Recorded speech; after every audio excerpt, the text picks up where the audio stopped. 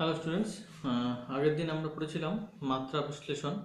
মাত্রা, বিভিন্ন ধরনের মাত্রা, মাত্রা বিশ্লেষণ কাকে বলবো, সমমাত্রার নীতি এবং মাত্রা বিশ্লেষণের প্রয়োগের মধ্যে তিনটা প্রয়োগ ছিল। প্রথম প্রয়োগটা ছিল হচ্ছে একক পদ্ধতি রূপান্তর, মানে এক একক থেকে অন্য এককে কিভাবে আমরা রূপান্তর করবো মাত্রা বিশ্লেষণের সাহায্যে। দ্বিতীয়টা ছিল সমীকরণের নির্ভুলতা নির্ণয়, যেটা আমাদের অলরেডি করা হয়ে গেছে। একটা সমীকরণ কিভাবে নির্ভুল সেটা আমরা করতে শিখে গেছি। তৃতীয়টা হচ্ছে ভৌত রাশির পারস্পরিক সম্পর্ক স্থাপন। আজকে এইটা এই 1 আর 3 নম্বর আমরা করার চেষ্টা করব। দেখি কিভাবে করা যায়। তাহলে প্রথমটা দেখি বিভিন্ন এককের পদ্ধতি রূপান্তর। এককের পদ্ধতি মানে এক পদ্ধতি থেকে আরেক পদ্ধতি রূপান্তর। যেমন সাপোজ এসআই থেকে সিজিএস পদ্ধতি বা সিজিএস থেকে এফপিএস পদ্ধতি, এরকম রূপান্তর। বা অজানা অজানা দুটো পদ্ধতি হতে পারে, এই দুটোর মধ্যে রূপান্তর। তাহলে সেই ধরনের ক্ষেত্রে কিভাবে করবো আমরা দেখতে পারবো। তাহলে ধরে নিচ্ছি যে কোনো একটা ভৌত রাশি, যেমন যেমন আমরা বল একটা ভৌত রাশি m(L)(2). তাহলে আর বেগ একটা ভৌত রাশি L((1). তাহলে প্রত্যেকটার একটা নির্দিষ্ট পাওয়ার আছে, m(L)(T) এর নির্দিষ্ট পাওয়ার আছে। তাহলে এই পাওয়ারটা তো আমরা জানবো না, একটা অজানা ভৌত রাশি। তাহলে একটা অজানা ভৌত রাশি ধরে নিই, যেটা একটা পদ্ধতিতে, 1 নম্বর পদ্ধতিতে m1⁴ L1⁴ b এবং t1⁴c। এটা হচ্ছে যে কোনো একরকম পদ্ধতিতে এটা হচ্ছে মাত্রা। সাপোজ এটা সিজিএস হতে পারে, এসআই হতে পারে। আরেকটা পদ্ধতিতে ধরে নিচ্ছি m2⁴ L2⁴ b এবং t2⁴c। হ্যাঁ, লক্ষণীয় বিষয়, পাওয়ারগুলো কিন্তু একই আছে, এ বি সি। কেন পাওয়ারগুলো একই আছে? কারণ যেহেতু বলের মাত্রা কিন্তু একই, বা বেগের মাত্রা কিন্তু একই, সে যে কোনো পদ্ধতিতেই নেই। এককটা আলাদা আলাদা হয়ে যেতে পারে। সিজিএস পদ্ধতিতে সেন্টিমিটার প্রতি সেকেন্ড, বা এসআই পদ্ধতিতে মিটার প্রতি সেকেন্ড, কিন্তু মাত্রা কিন্তু এক। তাহলে তার মানে পাওয়ারগুলো একই থাকবে দুটো পদ্ধতিতে। এবার তাহলে এরকম দুটো পদ্ধতি ধরে নেব, দুটো আলাদা আলাদা পদ্ধতিতে দুটো মাত্রা একই রকম। এবার ধরে নিচ্ছি প্রথমটা n1 গুণ দ্বিতীয়টা n2 গুণের সমান। n1 n2 মান আমি জানি না, n1 n2 মানটা যখন যেরকম থাকবে তখন সেরকম কেস ওয়াইজ বার হবে। তাহলে তাহলে এই দুটো যদি সমান হয়, তাহলে এটা লিখতে পারি n1 into m1⁴ L1⁴ b t1⁴c। আচ্ছা, এবার তাহলে আমি কি বার করতে চাই? n1 বার করতে চাই না n2 বার করতে চাই, তার উপর ডিপেন্ড করবে। যদি আমি বই দেওয়া আছে n2 বার করা, তাহলে এখান থেকে n2 যদি বার করতে চাই, তাহলে n2 কত হবে? n2 হবে হচ্ছে n1 into এইটা ডিভাইড বাই এই পুরোটা। তাহলে m1⁴ L1⁴ b t1⁴c divide by m2⁴ L2⁴ b t2⁴c। তাহলে এটাকে আরেকটু গুছিয়ে লেখা যেতে পারে n1 m1 by m2⁴ L1 by L2⁴ b and t1 by t2⁴c। এটা কি সমান সমান? n2 সমান সমান। তাহলে এই n2 টাই আমাকে বার করতে হবে। কিন্তু প্রশ্ন হলো এই থিওরি দিয়ে বোঝাটা খুব মুশকিল, থিওরি দিয়ে অত ক্লিয়ার হয় না। একটা উদাহরণ করলে জিনিসটা আরো ক্লিয়ার হবে। তাহলে আমরা একটা উদাহরণ দেওয়ার চেষ্টা করি। যেমন শক্তির একক, এই বই একটা উদাহরণ দেওয়া আছে শক্তির একক। তাহলে শক্তি বা কার্যের একক এসআই একক এবং সিজিএস একক। একটা জুল, একটা আর্ক। 1 জুল সমান সমান কত আর্ক আমরা জানি অলরেডি, 10⁻⁷ আর্ক। এটাই বার করব। তাহলে কার্যর এসআই এককটা জানি, এখান থেকে সিজিএস এককটা বার করব। সেটা দেখি বার করার চেষ্টা করি, এখানেই করি। আচ্ছা, তাহলে আমরা কি বার করব? 1 জুল সমান সমান কত আর্ক জানি না, ধরে নিচ্ছি n আর্ক। 1 জুল সমান সমান n আর্ক। তাহলে এবার কার্য, তাহলে সিজিএস পদ্ধতিতে এটা ধরে নিচ্ছি 1 নম্বর ধরে নিচ্ছি সিজিএস, আর 2টা ধরে নিচ্ছি এসআই। এবার মাত্রাগুলো জানি, কার্যের মাত্রা কি? কার্যের মাত্রা m l square to the power minus 2 ball into সরণ, তাহলে এখানে কি হবে 1 ইনটু m2 l2 t2, পাওয়ার কি হবে কার্যের মাত্রা কার্যের মাত্রা বললাম m l square to the power minus 2, তাহলে m l square to the power minus 2 is equal to কি হবে n into m1 l1 t1, এটা হবে, এটার সঙ্গে এটা আলাদা।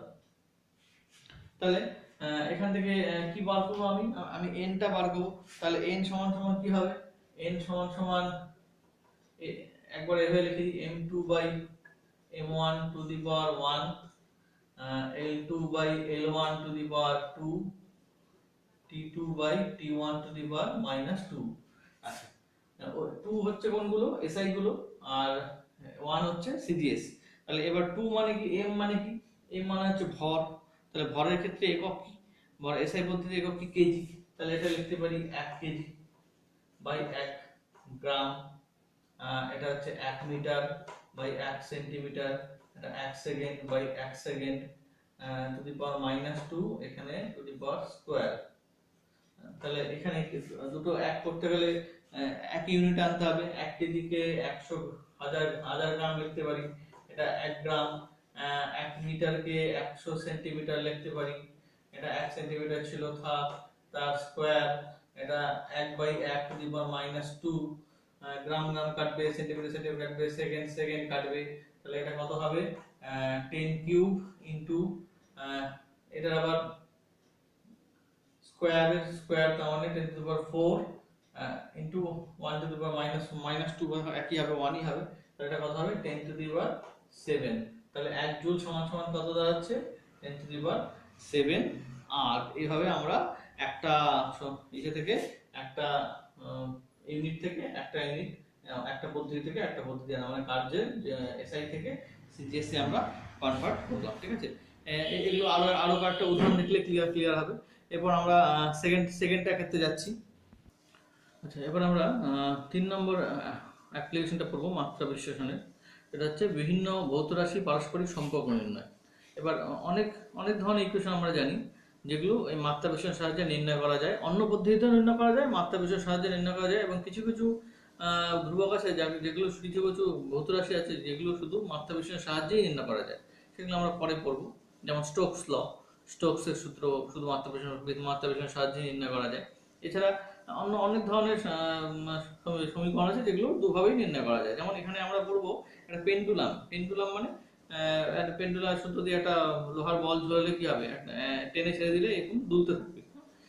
এই দোলনকাল মানে দোলনকাল মানে হচ্ছে একবার এক জায়গা থেকে শুরু করে আবার আগের জায়গায় ফিরে আসা, এই যে সময়টা এটাকে বলে দোলনকাল। এই দোলনকালটা কি কি বিষয়ের উপর নির্ভর করে, দোলনকালটা নির্ভর করে পিণ্ডের ভর বা এম এর উপর, দোলনকাল নির্ভর করে দোলকের দৈর্ঘ্যের উপর বা এল এর উপর, আর নির্ভর করে অভিকর্ষ ত্বরণের উপর। ঠিক আছে, এবার তার পাওয়ার কি জানি না, পাওয়ার ঘর থেকে আসলো। যেমন আমরা গতিশক্তি কিসের উপর নির্ভর করে, একটা বস্তুর k = ½ mv², তার মানে এখানে m এর পাওয়ার 1, v এর পাওয়ার 2, এই যে সূত্রটা আসলো, v এর পাওয়ার তো 3ও হতে পারতো, 4ও হতে পারতো, বা 1ও হতে পারতো, এই 2 হলো এটা ঘর থেকে আসলো। তাহলে এখানে তাহলে এই দোলনকাল মানে হচ্ছে সময়, তাহলে এই সময় কি ভরের উপর নির্ভর করে, দোলকের দৈর্ঘ্যের উপর নির্ভর করে, আর অভিকর্ষ ত্বরণের উপর নির্ভর করে। সমানুপাতিক ধরে নিচ্ছি, ব্যস্তানুপাতিক হলে এটা অটোমেটিক বার হবে, যেটা ব্যস্তানুপাতিক যদি পাওয়ার -1 হবে তাহলে -1 মানে নিচে চলে আসবে। আর এর পাওয়ার কত পাওয়ারের উপর নির্ভর করে, m এর উপর নির্ভর করে না, m স্কয়ারের উপর নির্ভর করে না, m এর রুটের উপর নির্ভর করে, এগুলো জানি না। তো এই পাওয়ার গুলো আমাকে ধরে নিতে হবে। ধরে নিচ্ছে এটা m to the power x এর উপর নির্ভর করে, নির্ভর করে l to the power y আর g to the power z। x y z ধরলাম, তার জায়গায় abc ধরা যেতে পারে, যা খুশি ইউভি ধরা যেতে পারে, যা খুশি নিজের ইচ্ছা মতো ধরা যেতে পারে। শুধু সংখ্যাগুলো যাতে ম্যাচ না করে এমন ভাবে ধরতে হবে। তাহলে এখানে দোলনকাল নির্ভর করবে m to the power x এর উপর, আর t proportional to l to the power y, আবার g proportional to t proportional to g to the power z. তাহলে আমরা যদি একবারে লিখি, একবারে লিখলে লিখবো t proportional to m to the power x, l to the power y আর g to the power z. তাহলে এখানে আমরা ভেদের সূত্র থেকে আমরা পড়েছি, আমরা চার্লস বলসের সমন্বয় সূত্র থেকে এরকম একটা জিনিস পড়েছি। তাহলে এখানে সবগুলো যদি একসাথে চলরাশি হয় তাহলে এখানে একটা এই সমানুপাতিক চিহ্নটা সরিয়ে এখানে একটা ধ্রুবক দিতে পারি কে। কে মাত্রা বিশ্লেষণে আগেই বলেছি, মাত্রা বিশ্লেষণে ধ্রুবকের গুরুত্ব নেই। কে মানটা আমরা বার করতে পারবো না, বাকি সবটা বার করতে পারবো। কেটা একটা পরীক্ষালব্ধ মান হবে, যেটা লাস্টে লিখে দিতে হবে। যদি জানলে লিখবো, না জানলে কে হিসেবে রাখবো। তাহলে এখানে এবার কি করতে হবে, এই সমীকরণে বাম দিকে আর ডান দিকের মাত্রাগুলো লিখতে হবে। তাহলে সমীকরণের নাম্বার দিয়ে 1 নম্বর সমীকরণ, বাদিকটা কি, তাহলে বাদিকটা হচ্ছে সময়, টাইমের মাত্রা কি, তাহলে টাইমের মাত্রা টি হবে। এখানে দোলনকাল টি দিয়ে, ক্যাপিটাল টি দিয়ে প্রকাশ করে, তাহলে এখানে টি লিখলাম ইকুয়াল টু কে। এম এর মাত্রা কি, এম এর মাত্রা m, m to the power x. L এর মাত্রা কি, এর দৈর্ঘ্যের মাত্রা এল, এল টু দি পাওয়ার ওয়াই। জি এর মাত্রা কি, জি হচ্ছে অভিকর্ষ ত্বরণ, তার মানে অ্যাকচুয়ালি ত্বরণ, তার মানে l টু দি পাওয়ার -2, তার মানে এখানে l t to the power -2 two the power z। এখানে t এর পাওয়ার কত, 1। আচ্ছা, এখানে আরেকটা জিনিস লিখে দিই, এখানে বাকি m আর l কিন্তু নেই, তাহলে কি লিখবো, এটা m টু দি পাওয়ার 0 আর l টু দি পাওয়ার 0। ঠিক আছে, এবার তাহলে এখানে বাকিটা হচ্ছে সূচকের অঙ্ক। এখানে এটাকে যদি ভাঙাই তাহলে এটাকে একটু গুছিয়ে রেখে তাহলে কত হবে, m কত আছে এখানে, এক জায়গায় আছে, তাহলে m to the power x। l কত হবে, l হবে এখানে একটা y আর এখানে একটা z, তাহলে y প্লাস z। আর t কত হবে, t হবে হচ্ছে এখানে শুধু -2z। ঠিক আছে, আর এর বাঁদিকে যা ছিল তাই, m to the power 0, l to the power 0, t to the power 1।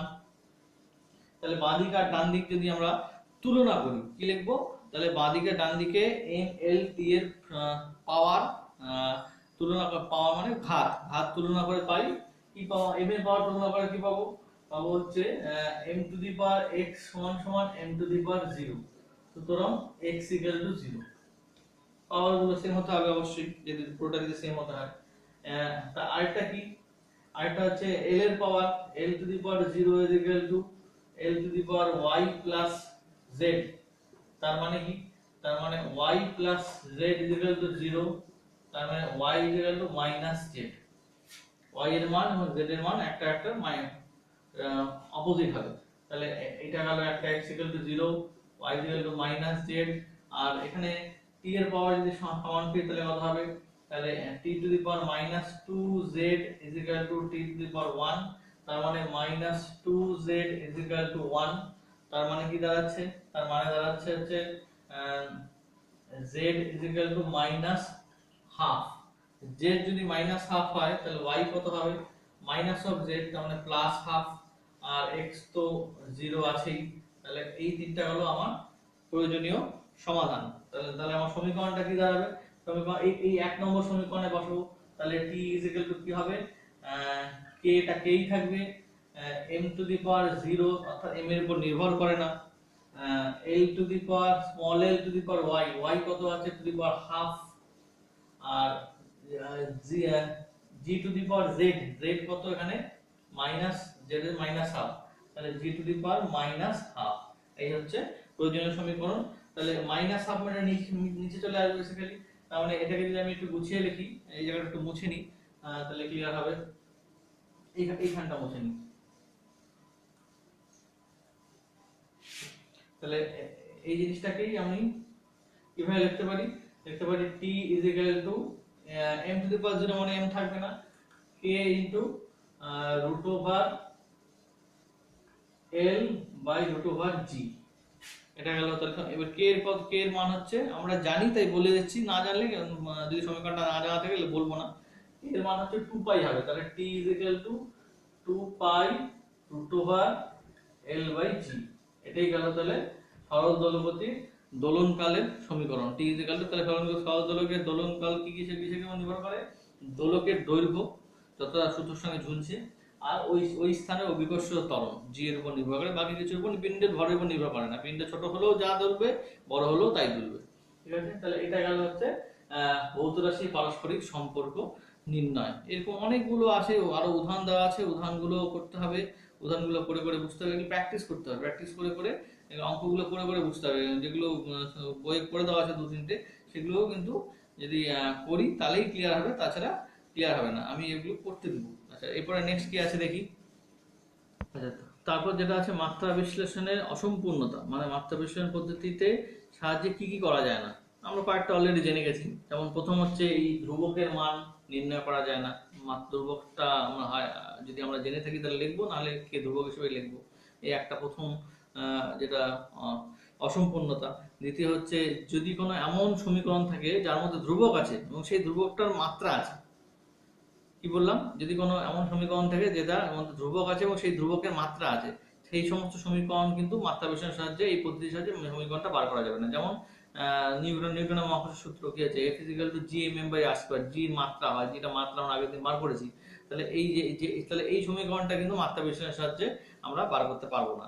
এছাড়াও যদি কোনো রাশির মধ্যে মাত্রাহীন কোনো রাশি থাকে, যেমন cos θ বা sin θ টান যুক্ত যদি কোনো ভৌত রাশি চলে আসে, তাহলেও আমাদের সমস্যা হবে, কারণ cos θ ওখানে থিটা থাকলে মাত্রা থাকবে না, তখন ওটা বার করা সমস্যা হবে। এছাড়াও আরো একটা আছে, এগুলো পড়ে নিব। তারপর পরিমাপের বিভিন্ন বিভিন্ন যন্ত্রাদি একটু পড়ে নিব। আচ্ছা, তারপরে আমরা পড়বো ভার্নিয়ার যন্ত্র বা ভার্নিয়ার ক্যালিপাস। ভার্নিয়ার যন্ত্রটা তার পরের দিন, নেক্সট দিনে বুঝাবো। আর এই দুটো কিন্তু একটু কঠিন, হ্যাঁ, স্পেশালি এইটা এখান থেকে একটা কিন্তু আসবেই পরীক্ষা, এখান থেকে যে কোনো একটা দিবেই। আমি করতে দিচ্ছি, সেগুলো বাড়িতে চেষ্টা করবি, সেগুলো নিয়ে আলোচনা করব, এবং ওইখানে ইনস্ট্যান্ট শুক্রবার সকালে কিন্তু আমি এগুলো করতে দেবো। ঠিক আছে, এটা এতটুকু পড়া থাকলো আছে। Thank you.